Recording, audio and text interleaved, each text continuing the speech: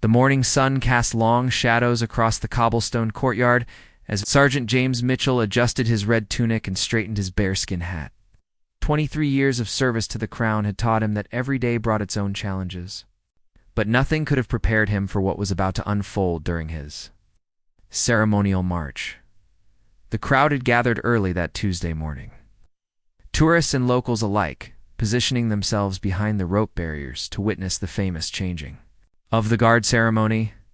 Children pressed their faces against the metal railings, while parents held up phones to capture the moment.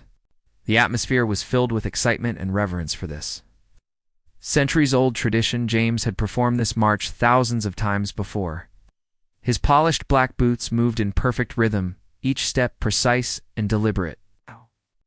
Of his rifle felt familiar in his hands, and the red plume atop his hat swayed gently with each measured stride. He could hear the distant sound of the military band preparing for the ceremony, or instruments gleaming in the morning light. Among the spectators stood a man whose presence seemed out of place. Marcus Thompson, a 30-year-old construction worker from East London, had arrived at the palace grounds with something more than curiosity driving him. His bloodshot eyes and unsteady posture revealed a night of heavy drinking, and his disheveled appearance drew disapproving glances from nearby tourists. Marcus had been struggling for months. His construction company had laid him off 3 weeks earlier. His girlfriend had left him, and his small apartment was facing eviction. The world seemed to have turned against him, and in his intoxicated state he saw the ceremonial guard not as a symbol of tradition and honor, but as a representation of everything he felt was wrong with society. The crowd watched in respectful silence. As James approached the section where Marcus stood, the guard's eyes remained fixed straight ahead, his expression stoic and professional. This was how he had been trained to maintain composure regardless of distractions, weather conditions, or the behavior of spectators. But Marcus was beyond reason. The alcohol had clouded his judgment, and the anger that had been building inside him for weeks was about to explode. He saw the approaching guard as an easy target, someone who wouldn't fight back due to protocol and ceremony. In his twisted logic, he believed that disrupting this display of pomp and tradition would somehow strike back at the system that had failed him. The other spectators began to sense tension in the air. A mother pulled her young daughter closer, while an elderly gentleman frowned at Marcus's increasingly aggressive posture. Several tourists raised their cameras higher. Though none of them expected to capture anything more dramatic than the usual ceremonial precision, James continued his march, each step bringing him closer to an encounter that would test not only his training, but his character. The years of discipline and preparation were about to be put to the ultimate test. Though he remained unaware of the brewing storm just meters away, the morning that had started so peacefully was about to transform into something neither the guard nor the spectators would ever forget. In the space of a few heartbeats, routine ceremonial march would become a defining moment that would reveal the true nature of both men involved in the coming confrontation. The tension in the courtyard was palpable as Marcus swayed on his feet, his hands clenched into fists. The alcohol in his system had dissolved whatever restraint he might have possessed, and his eyes locked onto the approaching guard with unmistakable hostility. Several tourists nearby began to step back, sensing that something was terribly wrong. James maintained his ceremonial pace, but his peripheral vision caught the aggressive stance of the disheveled man at the barrier. Years of military training had sharpened his instincts, and though his face remained expressionless, his body prepared for potential conflict. The weight of his rifle, the thickness of his ceremonial uniform, the confined space of the courtyard, all factored into his subconscious tactical assessment. A security camera mounted on a nearby pillar silently recorded every moment, its lens capturing the stark contrast between the disciplined soldier and the increasingly unstable civilian. The footage would later become crucial evidence, but in that moment was simply another observer to the unfolding drama. Marcus muttered. Under his breath, his words slurred but filled with venom. He spoke about unfairness, about privilege, about people who lived comfortable lives while others suffered. The tourists around him exchanged worried glances, and a few began to move their children away from the area. An elderly woman clutched her handbag tighter, and whispered to her husband about calling for help. The guard's approach was methodical and unwavering. Each footstep echoed off the stone walls surrounding the courtyard, creating a rhythmic countdown to confrontation. James had been trained to ignore distractions, to maintain the dignity of his position regardless of external circumstances. He had also been trained to protect himself and others when necessary. As James drew within arm's reach of Marcus's position, the troubled man's breathing became more labored and his stance more threatening. The crowd's murmur of appreciation for the ceremony had been replaced by an uncomfortable silence, broken only by the sound of the guard's boots on stone and the distant traffic from the streets beyond the palace walls. In that critical moment, Marcus made his decision. The weeks of frustration, the morning's alcohol consumption, and his distorted view of the world around him culminated in a single, reckless action. He ducked under the barrier rope and lunged forward, his right fist aimed directly at the guard's face. The movement was clumsy and telegraphed, driven more by rage than skill. Marcus had been in a few bar fights in his younger days, but nothing had prepared him for confronting a professionally trained soldier. His punch was wild and unfocused, lacking the precision that might have made it effective against an ordinary person. But James Mitchell was far from ordinary. The moment Marcus's feet left the safety of the spectator area, the guard's training took over. His mind shifted from ceremonial protocol to combat readiness in the span of a heartbeat. The years of discipline, the countless hours of physical conditioning, and the military's emphasis on situational awareness all combined to create a response that was both swift and decisive. The crowd gasped as they witnessed the moment when ceremony met chaos, when tradition collided with modern frustration. Cameras clicked and phones recorded, but none of the spectators could have predicted what would happen next. Time seemed to slow as Marcus's fist cut through the air toward James's face. The guard's reaction was instantaneous and fluid, a perfect demonstration of muscle memory developed through years of rigorous training. Without breaking his ceremonial posture or dropping his rifle, James shifted his weight slightly and moved his head, just enough to let the wild punch pass harmlessly by his left ear. The miss threw Marcus completely off balance. His momentum carried him forward, stumbling past the guard who remained as steady as a stone pillar. The crowd watched in stunned silence as the intruder flailed his arms, trying desperately to regain his footing on the smooth cobblestones. James had options. Could have simply let Marcus fall and waited for security to handle the situation. Could have used his rifle as a defensive weapon. But his training encompassed more than just combat techniques. It included judgment, proportion, and the protection of both himself and others. In that split second, he made a calculated decision. As Marcus struggled to steady himself, James executed a move that was both efficient and humane. He stepped forward with his left foot, creating a stable base, and used his free hand to deliver a controlled push to Marcus's shoulder blade. The technique was designed not to cause injury, but to redirect the man's already compromised balance. The result was immediate and dramatic. Marcus's legs tangled beneath him, and he crashed to the ground with a heavy thud that echoed across the courtyard. His body hit the cobblestones with enough force to knock the wind from his lungs. But the guard's precise application of force had prevented any serious injury. The crowd erupted in a mixture of gasps, applause, and nervous laughter. Children pointed at the fallen man while their parents pulled out phones to capture the unprecedented scene.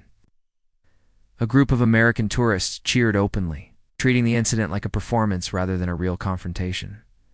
Marcus lay on the cold stones, dazed and humiliated. The alcohol that had fueled his aggression now made it difficult for him to process what had just happened. He struggled to push himself up on his elbows, his head spinning and his pride shattered. The reality of his situation began to penetrate through the haze of intoxication. James turned to his ceremonial stance without missing a beat. His breathing remained steady, his grip on his rifle unchanged, and his expression returned to the stoic mask required by protocol. To the casual observer, it might have seemed as though nothing significant had occurred at all, but the incident had lasting effects that rippled through the crowd. Several spectators began discussing what they had witnessed, their voices filled with admiration for the guard's restraint and skill. Others expressed concern for Marcus, recognizing that his actions stemmed from deeper problems than simple troublemaking. Security. Personnel, who had been monitoring the situation from a distance, now moved quickly toward the scene.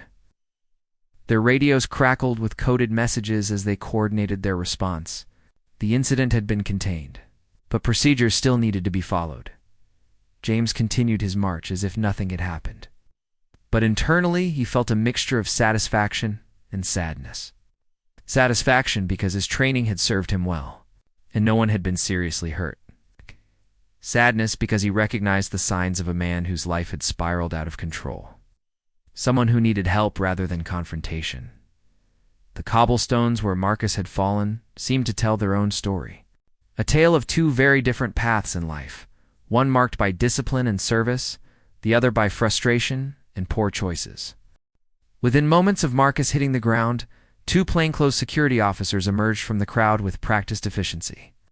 Their approach was professional, but firm as they helped the dazed man to his feet and quickly assessed his condition. Marcus offered no resistance, his earlier aggression having evaporated along with his confidence. The lead security officer, Inspector David Chen, had witnessed the entire incident from his position near the palace entrance. With 15 years of experience handling disruptions at royal venues, he knew the importance of de-escalating situations quickly and quietly. His partner, Officer Sarah Williams, began clearing the immediate area while maintaining a respectful distance from the ongoing ceremony. As Marcus was led away, he turned back once to look at the guard who had so effortlessly neutralized his attack. James remained in position, continuing his ceremonial march as though the interruption had been nothing more than a brief gust of wind.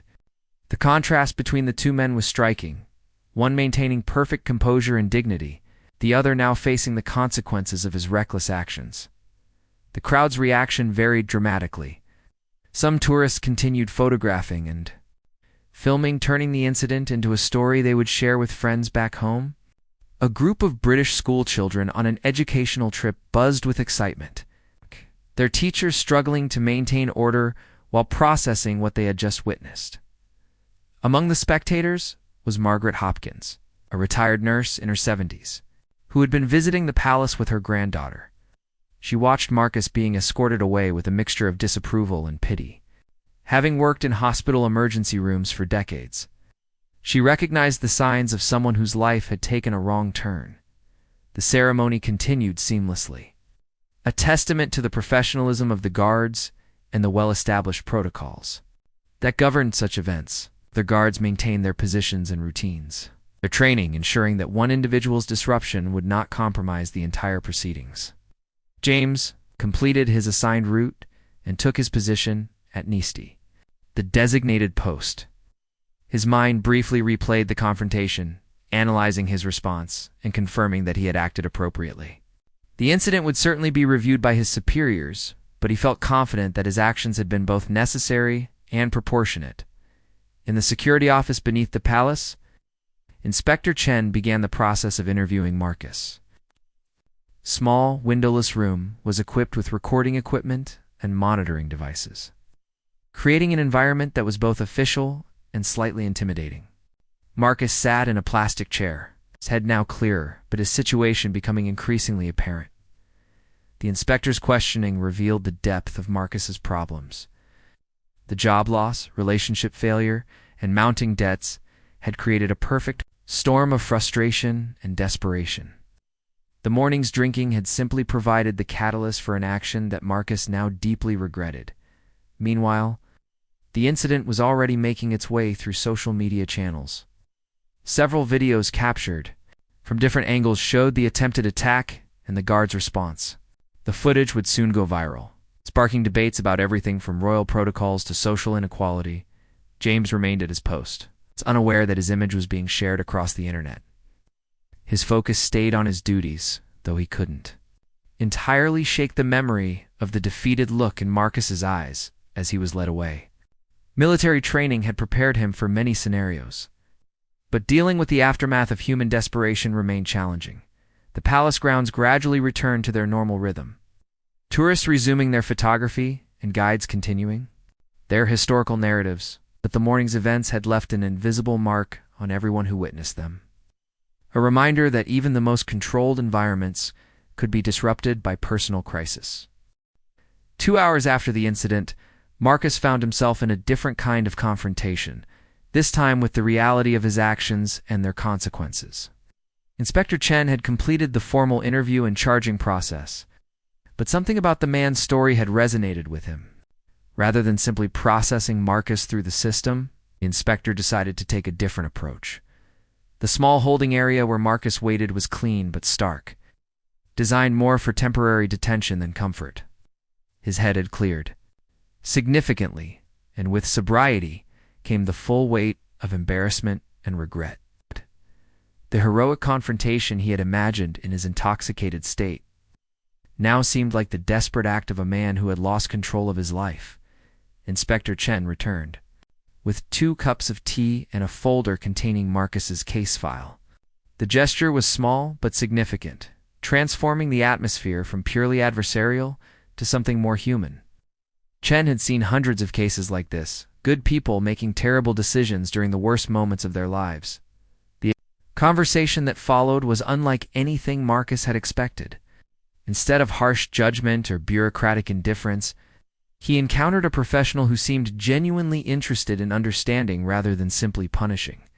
Chen explained the charges Marcus would face, but also discussed options and resources that might help address the underlying problems. Meanwhile, back at the palace, James was completing his shift with the same precision and dedication he brought to every day. His sergeant approached during a brief break, having reviewed the security footage and witness statements. The official response was exactly what James had expected: commendation for his restraint and professionalism under pressure. But the sergeant, a veteran with 30 years of service, offered something more valuable than official approval.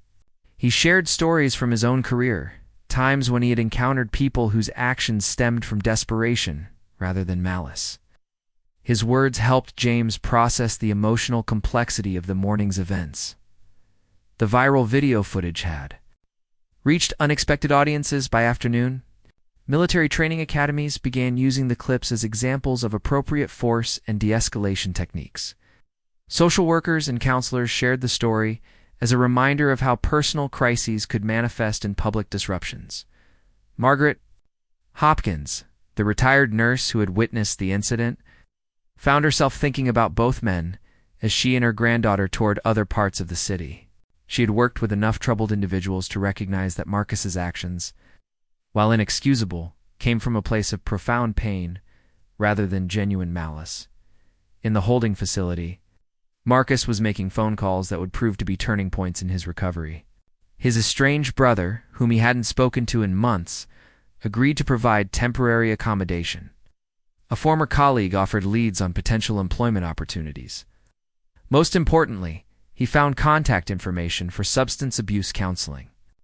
Services Inspector Chen had seen this transformation before, the moment when someone realizes that rock bottom could be a foundation for rebuilding rather than just an endpoint. The charges would still proceed through the courts, but Marcus was beginning to see a path forward that didn't involve further self-destruction. James finished his duty shift and changed into civilian clothes, but his thoughts remained with the morning's encounter. Military service had taught him about honor, duty, and sacrifice. But civilian interactions reminded him that not everyone had been fortunate enough to find structure and purpose through institutional service. As evening approached, both men were processing the day's events in very different circumstances. One was preparing to return to a stable home and family, supported by the respect and structure of military life. The other was facing an uncertain future, but with clearer vision than he had possessed in months. The incident had lasted less than 30 seconds, but its ripple effects would continue for much longer, touching not only the 2 main participants, but everyone who witnessed or learned about the confrontation. 3 months later, the paths of James Mitchell and Marcus Thompson would cross again in circumstances neither could have predicted. The setting was a community center in South London, where James volunteered his time helping veterans transition back to civilian life. Marcus had been attending counseling sessions in the same building, working with social services to rebuild his life after pleading guilty to assault charges. The recognition was mutual and immediate, though both men had changed since their confrontation at the palace. James was dressed in casual clothes, his military bearings still evident but softened by his civilian environment. Marcus appeared healthier, more alert, carried himself with a dignity that had been completely absent during their first encounter. The initial moment was awkward, filled with the weight of their shared history. But Marcus stepped forward first, extending his hand in a gesture that required considerable courage. His voice was steady as he spoke words he had been practicing for weeks. "I owe you an apology," he said simply. "And a thank you." James accepted the handshake, studying the man who had once tried to attack him. The change was remarkable, not just in appearance, but in demeanor. The angry, desperate person from the palace courtyard had been replaced by someone who seemed to have found a measure of peace. Their conversation revealed the parallel journeys both men had traveled since that morning. James had requested additional training in crisis intervention and de-escalation, wanting to better understand the civilian struggles that sometimes led to confrontations.